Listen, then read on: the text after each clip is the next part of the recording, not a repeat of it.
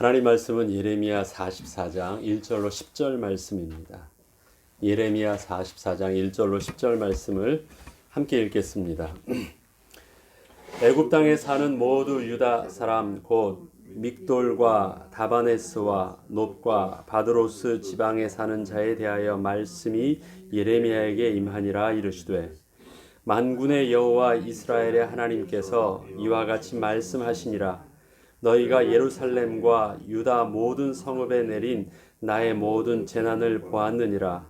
보라, 오늘 그것들이 황무지가 되었고 사는 사람이 없나니 이는 그들이 자기나 너희나 너희 조상들이 알지 못하는 다른 신들에게 나아가 분향하여 섬겨서 나의 노여움을 일으킨 악행으로 말미암음이니라. 내가 나의 모든 종 선지자들을 너희에게 보내되 끊임없이 보내어 이르기를 너희는 내가 미워하는 이 가증한 일을 행하지 말라 하였으나 그들이 듣지 아니하며 귀를 기울이지 아니하고 다른 신들에게 여전히 분향하여 그들의 악에서 돌이키지 아니하였으므로 나의 분과 나의 노여움을 쏟아서 유다 성읍들과 예루살렘 거리를 불살랐더니 그것들이 오늘과 같이 폐허와 황무지가 되었느니라. 만군의 하나님 이스라엘의 하나님 여호와께서 이와 같이 말씀하셨느니라. 너희가 어찌하여 큰 악을 행하여 자기 영혼을 해하며 유다 가운데에서 너희의 남자와 여자와 아이와 젖먹는 자를 멸절하여 남은 자가 없게 하려느냐. 어찌하여 너희가 너희 손이 만든 것으로 나의 노여움을 일으켜 너희가 가서 머물러 사는 애굽 땅에서 다른 신들에게 분향함으로 끊어 버림을 당하여 세계 여러 나라 가운데에서 저주와 수치거리가 되고자 하느냐. 너희가 유다 땅과 예루살렘 거리에서 행한 너희 조상들의 악행과 유다 왕들의 악행과 왕비들의 악행과 너희의 악행과 너희 아내들의 악행을 잊었느냐. 그들이 오늘까지 겸손하지 아니하며 두려워하지 아니하고 내가 너희와 너희 조상들 앞에 세운 나의 율법과 나의 법규를 지켜 행하지 아니하느니라. 아멘. 전도자 솔로몬은 인생의 가장 지혜로운 자기 인생의 마지막 결론은 해 아래 새 것이 없다는 것이었습니다. 그리고 새롭게 뭔가 발전한다고 해서 더 나아질 수 있는 것이 아니라 사람에게 있어서는 하나님이 주신 은혜와 또 하나님을 경외함의 비밀이 없다면 여전히 다르지 아니하는 동일한 어리석음의 인생을 살 수밖에 없다고 마지막으로 고백을 합니다. 우린 사람들이 착각하고 또 인생을 두고 실수하는 것이 있습니다. 내가 그 사실을 알고 있기 때문에 나는 좀 다를 수 있다는 것입니다. 저 사람은 몰라서 그렇게 당했는데 나는 그것을 교훈을 받아서 나는 잘 알고 있다. 그리고 나는 저들과 다르다라고 하는 착각입니다. 그런데 우리는 지나간 우리 선조들과 실패한 많은 우리의 지나간 선조들의 삶과 우리랑 비교해 볼 때, 아니 멀리서 보거나 또 오래전 이야기로 보지 않고요. 우리 가까이에 있는 우리 부모님을 세대를 보면서 나를 볼 때 나는 좀 다를 것 같지만 여전히 우리도 동일한 그 상황과 그 나이와 그 시간표가 되면 우리도 동일한 모습으로 되어져 가는 것을 우리는 부인하지 못하고 바라보는 것이 인생의 모습입니다. 그러하기에 우리는 좀 더 접근을 달리해야 됩니다. 이스라엘 백성들의 역사는 출애굽의 역사에서 일어나는 그 반복적인 하나님 앞에서의 목이 고든 백성의 모습과 이스라엘 백성들이 왕정 시대를 거치면서 그렇게 모든 것이 다 갖춰져 있으면서도 불구하고 여전히 우상 숭배하면서 하나님의 율법의 말씀을 계속 따르지 아니하는 모습과 고통 중에 있으면서도 예레미야를 통해서 그 위기 상황이 가까운 데 왔음에서도 여전히 하나님께 나아가지 못하고 여전히 우상 숭배하는 모습은 하나도 달라진 것이 없습니다. 그럼 그것이 구약의 역사만입니까? 그것이 신약의 역사이기도 하고요. 그것이 우리에게 있어서는 기독교의 종교사의 역사이기도 하고 그것이 지금 이 시대를 사는 우리 교회의 역사이기도 합니다.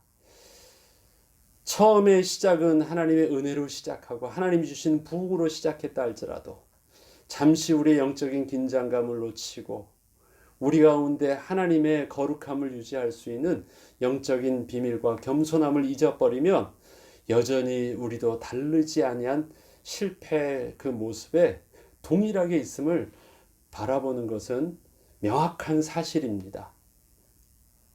그러하기에 우리는 영적인 지식을 주의 말씀을 통해서 묵상함에 있어서 그것을 배우고 내가 다 안다라고 해서 끝날 문제가 아닌 좀 더 구체적이고 좀 더 진지한 주의 말씀에 접근이 필요합니다.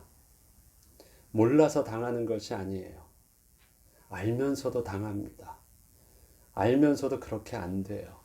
그래서 이건 지식의 문제가 아니라 분명히 내가 그것을 감당할 수 있도록 도우심을 구해야 되는 문제입니다.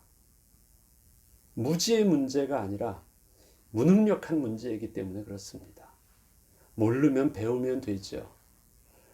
예수님께서 이 땅에 스스로 가르치는 자로 오시지 않은 이유가 그것입니다. 예수님은 구원자로 오셨습니다. 친히 건져 주시는 분으로 오셨습니다. 예수님은 임마누엘 하셔서 함께 하시기 위해서 오셨습니다. 친히 함께 하지 아니하시면 단 한 번의 모습을 가지고 한 번에 그냥 저들의 모습을 해결하고 떠나시면 해결될 문제가 아니기 때문에 영원토록 함께 하시기 위한 성령 하나님의 모습으로 우리 가운데 오셨습니다. 그러하기에 우리는 날마다 현재성이 있어서 하나님을 지금 이 시간에 내 안에 살아계신 하나님으로 함께 영적으로 교제하는 비밀이 없다면 지난날에 함께 했었던 그 사실과 그 기억과 그 지식이 오늘 나의 지금 삶 속에서 온전한 승리의 비밀을, 온전한 하나님을 바라보고 하나님의 인도하는 비밀을 보장해 주지 못한다는 것입니다. 그래서 우리의 신앙의 현재성이 너무 중요합니다. 오늘 본문에 이스라엘 백성들의 실패를 규정 지을 때 가장 그 실패를 말하는 그 한 단어가 있습니다. 그것이 바로 우상숭배라는 거예요. 우상숭배는 이스라엘 백성에만 있는 것이 아니라 지금 저와 여러분에게 이 시대에서도 우상의 형태만 달라졌고 모습만 방법만 달라졌을 뿐이지 그 본질은 하나님을 섬기지 못하고 하나님만 두려움 속에서 하나님을 경외하지 못하고 다른 어떤 것을 사랑하고 다른 어떤 것을 두려워하고 그것을 섬기는 우상숭배라는 그 본질은 다르지 아니하고 똑같이 우리에게 영적인 문제로 와닿아 있습니다. 그러하기에 우리들도 이 시대에서도 동일하게 그런 영적인 실패를 하고 있는 것입니다. 그러하기에 오늘 예레미야가 44장 오늘 본문을 통해서 우상숭배가 얼마나 심각한 것이고 우상숭배가 어떠한 것인지를 또 오늘 구체적으로 규정해주는 그 말씀이 있는데 그 내용을 우리가 좀 더 묵상해 보려고 합니다. 7절과 8절에 우상숭배에 대해서 예레미야는 이렇게 말합니다. 첫 번째 7절에 보면 만군의 하나님 이스라엘의 하나님 여호와께서 이와 같이 말씀하셨느니라 너희가 어찌하여 큰 악을 행하여 자기의 영혼을 해하며 라고 말합니다. 우상숭배는 하나님 앞에서 큰 악을 행하는 일입니다. 하나님은 심히 질투하신다고 하셨고 심히 진노하신다고 하셨고 하나님께서는 그 악행에 대해서 하나님께서는 참지 않으신다고 말씀하셨습니다. 큰 악을 행하는 것인데 우상 숭배가 이 큰 악이 얼마나 심각한 피해를 입히냐면 그 악은 첫 번째 자기 영혼을 해하는 일이라고 합니다. 자기 죽이는 일을 하는 거래요. 우상 숭배가. 마약을 하면 자기의 육신을 완전히 망하는 일이잖아요. 그래서 얼마나 그것을 사람들에게 하지 못하게 합니까? 그런데 그것이 한번 걸리고 나면요, 마약에 중독되면 몰라서 당하는 것이 아니라요, 죽어도 좋사오니 그것을 달라고 달겨드는 것이 그 마약이에요. 근데 그 마약은 그 육신을 완전히 파괴하는 일인데요, 이 우상 숭배는 자기 영혼을 그렇게 해롭게 하는 일이래요. 자신의 영혼을 파괴하는 것. 그 다음에 우상 숭배는 뭐냐면 유다 가운데서 너희의 남자와 여자와 아이와 젖먹는 자를 멸절하여 남은 자가 없게 하는 일입니다. 나의 영혼만 해야 하는 것이 아니라요, 내 주위와 나의 가족과 그 다음에 나의 후대, 나의 자녀들까지도 소망이 없게, 미래의 소망이 없게, 남은 자가 없게 다 멸망하게 하는 일이래요.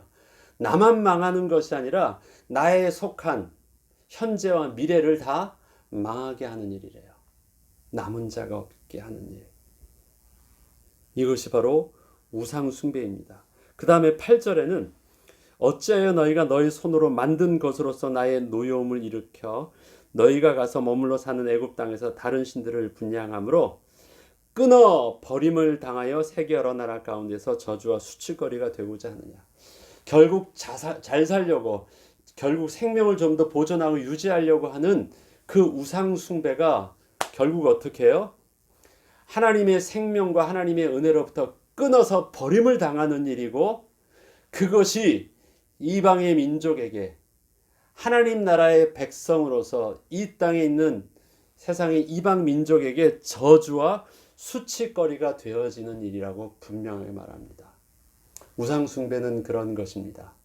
자기의 영혼을 해하는 일이고, 자기뿐만 아니라 내 주의 모든 것을 멸절시키는 일이고, 그것뿐만 아니라 하나님의 영원하신 생명으로부터 끊어 버림을 당하는 정말 소망이 없는 일입니다.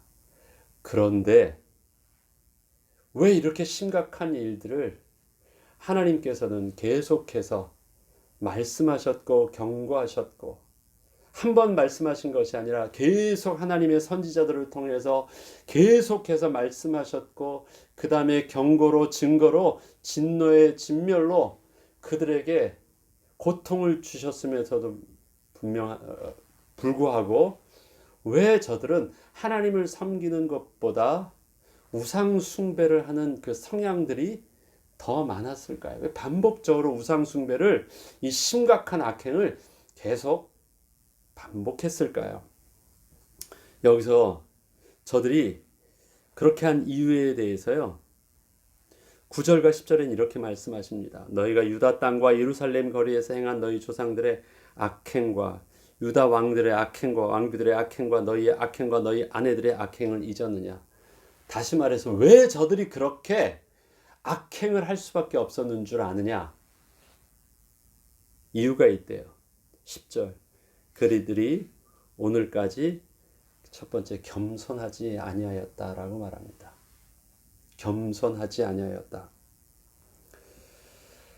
저들이 우상 숭배할 수밖에 없었던, 그래서 그것이 하나님 앞에서 악행이라고 말했던 그 첫 번째 이유가 저희가 겸손하지 아니하였다라는 것입니다. 우리가 이 겸손이라는 것은 그것입니다.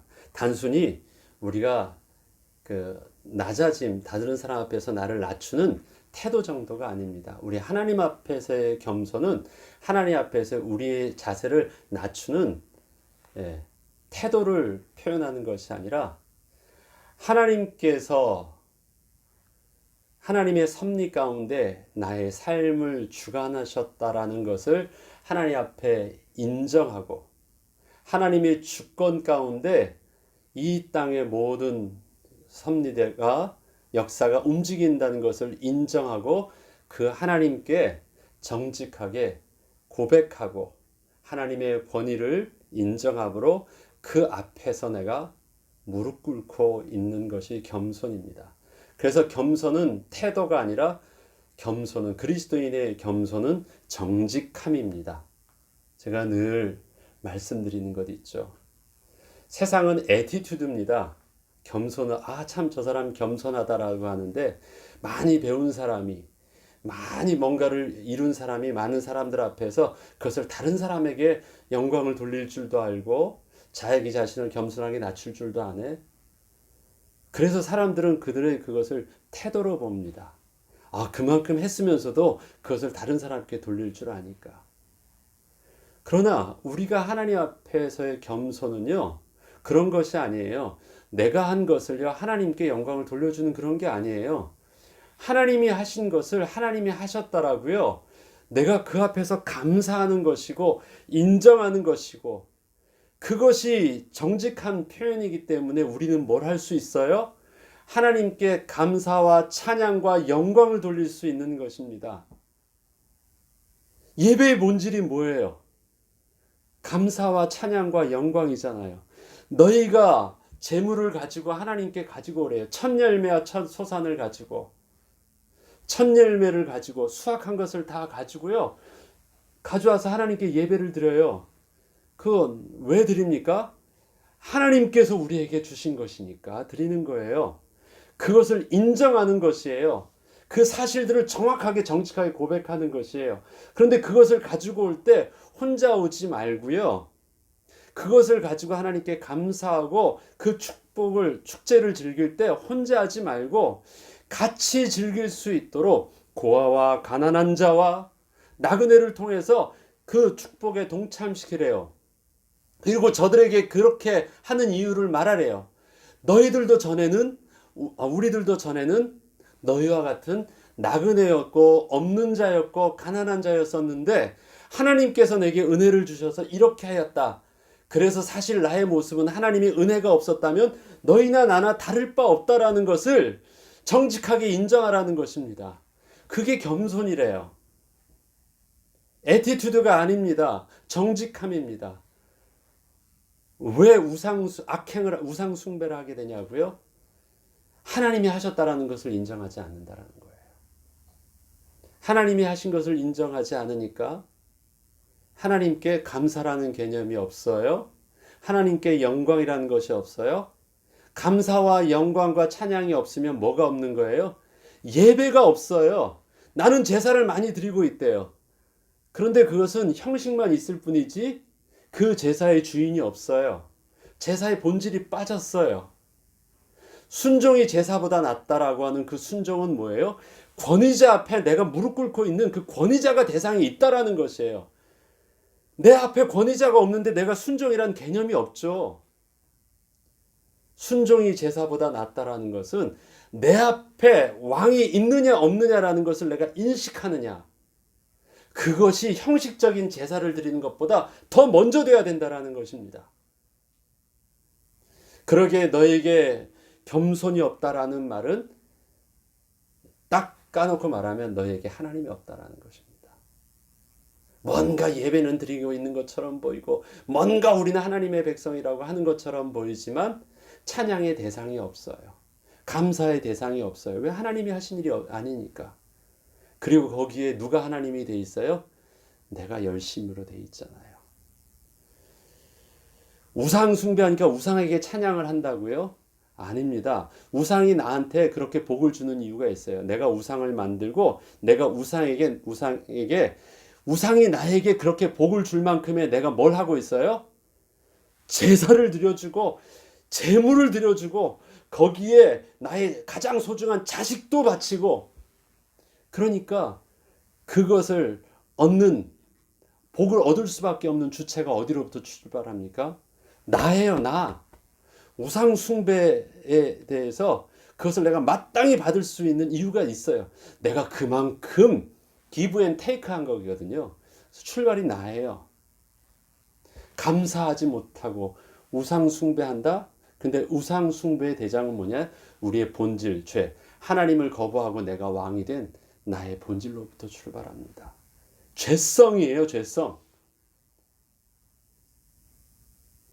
어제도 말씀드렸잖아요. 우리의 죄성이 아무리 열심히 하는 것처럼 보여도 그것이 내가 한 만큼 give and take 하는 나의 열심으로부터 출발해요.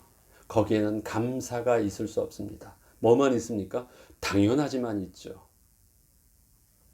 마땅하죠. 이 방법이 통하네. 내가 조금 더 열심히 섬겨줘야 되겠네. 우상 숭배를 향한 열심은요, 그런 것입니다. 그러하기에 우리에게 겸손이 없고 우리에게 하나님을 향한 늘 예배, 감사와 찬양이 없으면 저는 극단적으로 그렇게 표현하고 싶습니다. 하나님이 없습니다. 하나님이 없는 것입니다. 그 다음에 두 번째는 뭐라고 표현합니까? 오늘까지 겸손하지 아니하며 두려워하지도 아니하고 내가 너희와 두려워하지도 아니한다고 합니다. 두 번째는 두려워하지 아니한다. 여러분, 우리 앞에 모든 하나님의 주권이 있다라는 것은요, 왕의 왕 되신 권위자가 있다라는 것입니다. 그리고 하나님이 그 일들을 능히 역사를 주관하시는 권위자가 있다라는 것, 그것이 인식되어지면 우리에게 오는 것은요, 두려움입니다. 그런데 그 두려움은 어떤 두려움입니까? 하나님을 감사하고 찬양하면서 오는 두려움을 우리는 뭐라고 표현합니까? 그게 경외예요.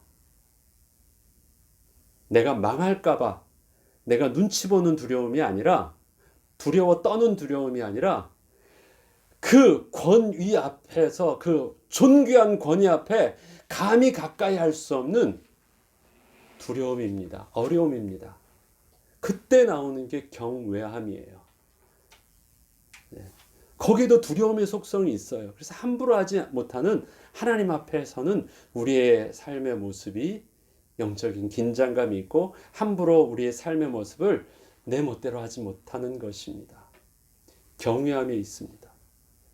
그런데 두려움이 없는 자, 감사가 없는 사람은 하나님이 없기 때문에 그 다음에 뭐가 있습니까? 두려움이 아니에요. 경외함이 있지 않고요. 세상의 상황 속에서 나의 한계를 뛰어넘는 어떠한 태산과 같은 문제가 있으면 그 앞에서 뭐가 필요합니까? 나는 두려워하는 거예요. 왜? 내가 그것을 감당 못할 큰 문제니까. 거기에는 경외함이 없고요. 두려움이 있습니다. 우상 숭배의 본질이 그거잖아요. 두려움이잖아요. 두려움. 왜? 자기 한계를 뛰어넘었기 때문에 오는 감정이 두려움이거든요. 나보다 높으신 분이라는 것에서 오는 것은 경외함입니다.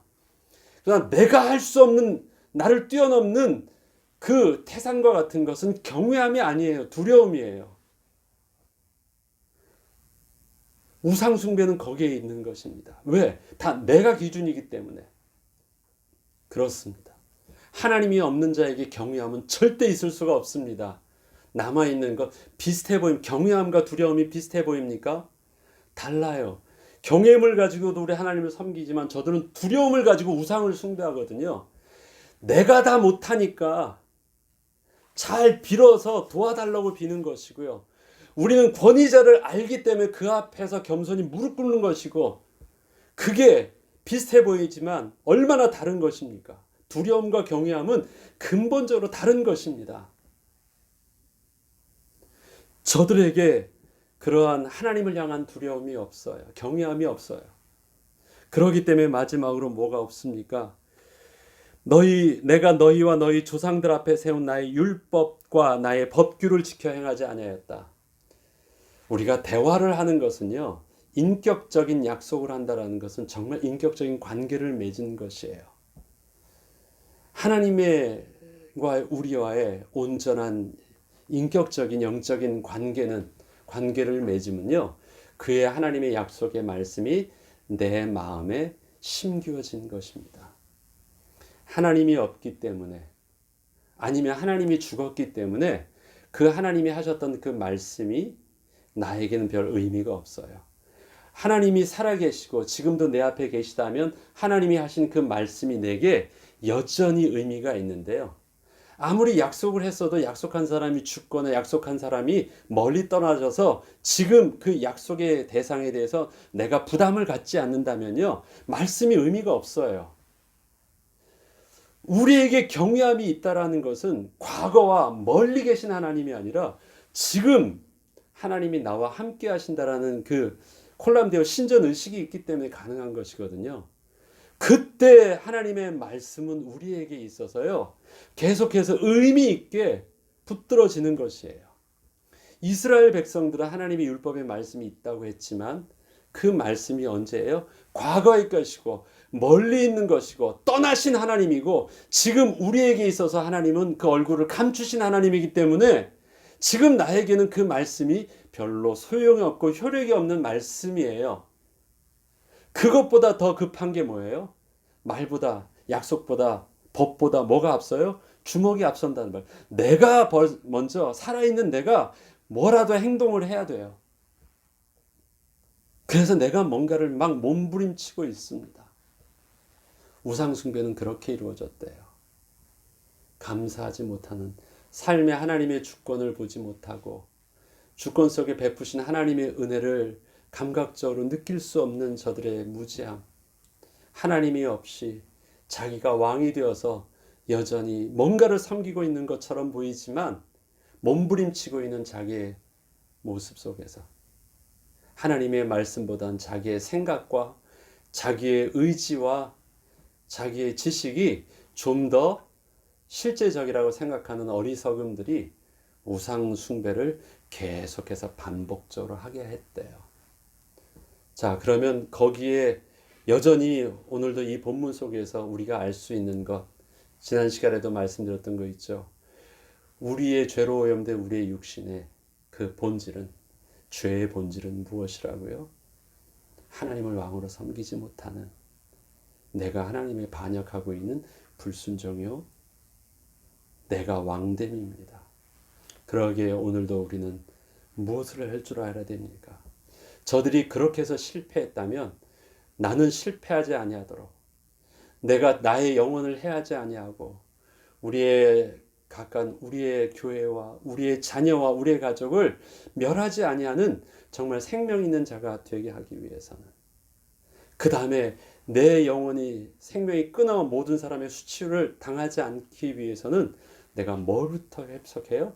삶의 이 부분 속에서 하나님이 행하신 일들을 날마다 작은 일부터 바라볼 수 있는 감사가 회복되게 하옵소서. 태도를 바꾸는 것이 아니라 사실을 볼 수 있는 영적인 눈을 회복시켜 주시옵소서. 그것을 이루기 위해서 계속해서 자기의 이 죄성도 자기도 모르는 사이에 다가와서 자기를 영혼을 해하게 하고 국가와 자기의 가족을 해하게 했던 그 실패를 겪었던 다윗은 당신이 죄로 오염되었다라고 하는 나단 선지자의 말에 제일 먼저 그 다음에 눈물을 흘리면서 기도했던 것이 하나님 앞에서 정결한 마음 내게 해주시고 정직한 영을 다시 재창조하여 달라고 기도한 것입니다. 왜? 정직한 영을 창조하시면 내가 어떻게 목동리에서부터 이렇게 왕이 됐는지 스스로 자고할 것도 없고 이제는 내가 다 가졌다고 지금 내가 평안하다고 할 수 있는 것이 없다라는 것. 그런데 내가 그것을 잊고 있었대요. 그래서 그 회개하면서 했었던 제일 첫 번째 마디가 뭐냐면 정결한 마음 주셔서 하나님 내게 오시고 그 하나님이 내게 오셔서 나를 재창조하여 주셔서 내가 다시 하나님 앞에서 정직하게 해달라고 기도하는 것입니다. 우리에게도 동일한 그 기도가 필요합니다. 정직하게 해주세요. 그래서 삶의 자그마한 부분 속에서 장미를 통해서도 감사하지만 장미꽃을 통해서도 하나님이 내게 베푸시는 은혜를 감사할 수 있는 믿음의 눈을 열어주시고 나의 삶에 감사가 회복되게 해주세요. 나의 삶에 그러할 하나님께 영광 돌릴 수 있는 거룩한 예배가 회복되게 해주세요. 내 앞에 하나님이 느껴지기 시작하므로 내가 두려워서 빌고 있는 종교 행위가 아니라 그 거룩하신 하나님 앞에 하나님을 경외함으로 예배할 수밖에 없는 그 참된 거룩한 예배자로서 예배가 회복되게 해주세요. 그 말씀이 주의 말씀이 내 발에 등이어 내 길에 빛이 될 수 있는 그 은혜가 오늘도 이제 매일매일 묵상되어지는 주의 말씀이 나를 날마다 새롭게 하게 해주세요. 우리의 신앙의 계획을 위해서 저들은 두려움이 없고 저들은 하나님을 경외함이 없고 감사함이 없고 말씀을 묵상함을 실패했다면 오히려 그것은 우리에게 타산지석이 되어서 우리에게 교훈이 되어서 우리를 다시 회복하고 승리하고 우리를 이 땅에 거룩한 예배자로 설 수 있는 영적인 비밀로 온전히 우리에게 응답으로 누릴 수 있어야 되겠습니다. 주의 말씀을 통해서 참된 영적 부흥이 저와 여러분에게 우리 교회와 우리 자녀들에게 회복되는 은혜가 오늘 주의 말씀을 통해서 이루어지길 주의 이름으로 축원합니다. 주기도문으로 마치겠습니다.